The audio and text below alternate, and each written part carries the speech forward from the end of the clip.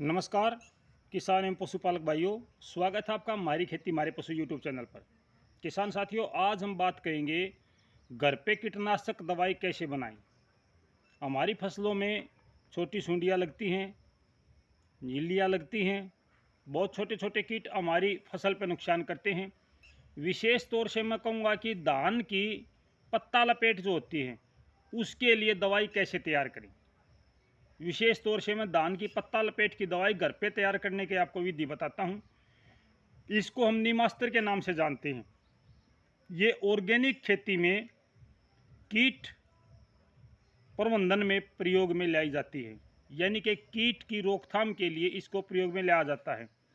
नीमास्त्र के अलावा ब्रह्मास्त्र भी होता है और भी कई प्रकार की दवाइयाँ बनती हैं।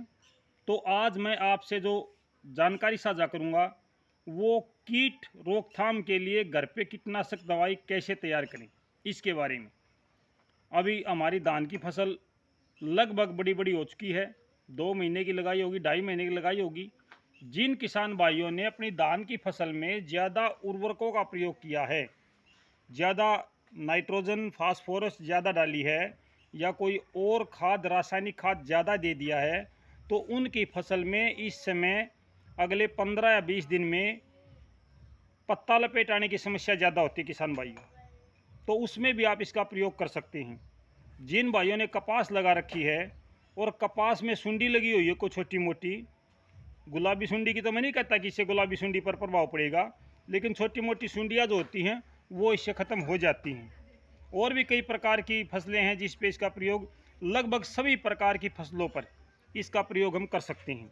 तो किसान साथियों, इसके लिए सामग्री की क्या आवश्यकता है पहले वो बता देता हूँ। 100 लीटर पानी,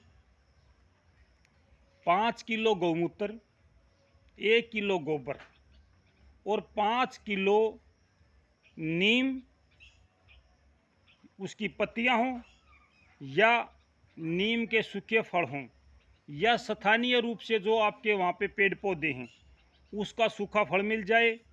अगर फल उपलब्ध नहीं है तो उसकी 5 किलो पत्तियां तोड़ लें। अगर सूखा फल है तो उसको कूट लें, बारीक बना लें। अगर पत्तियां हैं तो उनको भी कूट लें। पत्तियां आपने हरी पत्ती चाहिए, हरी पत्ती। इसको आप ध्यान में रखना किसान साथियों। जो सामग्री आपको बताई गई है उसको अलग से एक पेज पर भी आप लिख सकते हैं। 100 किलो पानी, 5 किलो गौमूत्र, 1 किलो गोबर और 5 किलो आपने स्थानीय रूप से जो आपके वहाँ पर पेड़ पौधे हैं उनकी पत्तियाँ, या फिर आप अगर पत्तियाँ नीम अगर मिल जाता है, नीम तो सबसे बढ़िया होता है नीम। नीम की निबोली जिसको बोलते हैं, जिसको नीम का फल बोलते हैं, वो आप डाल लें। या अगर आपके पास वो आपने सुरक्षित नहीं रखी है निबोली नीम का फल, तो आप इसके अंदर नीम की पत्तियाँ भी डाल सकते हैं। इन सब को आप बारीक कूट लें, निबोली को या पत्तियों को, इनको कूट के अलग से रख लें। 100 किलो पानी में आप गौमूत्र मिलाएं, गोबर मिलाएं, फिर जो पत्तियां हैं या फिर आपकी जो निम्बोड़ी है, नीम का फल है, या स्थानीय रूप से जो पत्तियां आपने इकट्ठी की है 5 किलो, उनको कूटा हुआ है उसको मिलाएं और इसको ढक के रखें छाँव में, धूप में नहीं रखना बिल्कुल भी। इसको सुबह शाम 2-2 मिनट तक घड़ी की सुई की दिशा में, घड़ी की सुई की दिशा में आप इसको हिलाएं, किसी छड़ी के माध्यम से, किसी डंडे के माध्यम से, लकड़ी से, इसको 2-2 मिनट तक। 3 दिन के बाद में आपकी दवाई तैयार हो जाएगी। 3 दिन के बाद आप इसको छान लें अच्छी प्रकार से कपड़े से और खेत में इसका स्प्रे करें।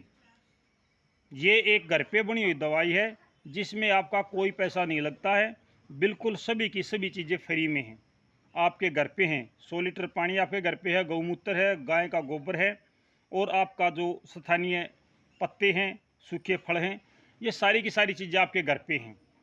अगर आप इसका स्प्रे करते हो तो कीटनाशक जो होते हैं, कीट जो होते हैं, उन पर काफ़ी हद तक इसका सफल प्रयोग देखा गया है। इसको रोकने में, कीटों को रोकने में ये काफ़ी हद तक मददगार साबित हुई है। इसका प्रयोग आप कर सकते हैं। इसका साइड इफ़ेक्ट कुछ नहीं है।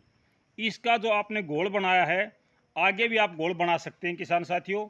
ऐसा नहीं है कि इसको एक बार में आपने बना दिया तो इसको आप बार बार ना बनाएं। जब भी आपको ज़रूरत हो 2-3 दिन पहले इसका घोल तैयार कर लें, उसके बाद अपने खेत में आप इसका स्प्रे करें।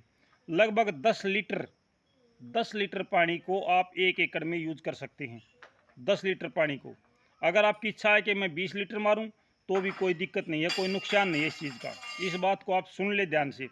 इसका कोई साइड इफ़ेक्ट नहीं है। इस दवाई का ना हमारी ज़मीन की सेहत पे कोई असर पड़ता है, ना फसल पे कोई असर पड़ता है, ना हमारी सेहत पे असर पड़ता है, क्योंकि ये पूरी तरीके से जैविक तरीके से बनाई हुई एक चीज़ है। जैविक तरीके से ये स्प्रे तैयार किया गया है। इसको 6 महीने तक आप स्टॉक कर सकते हैं।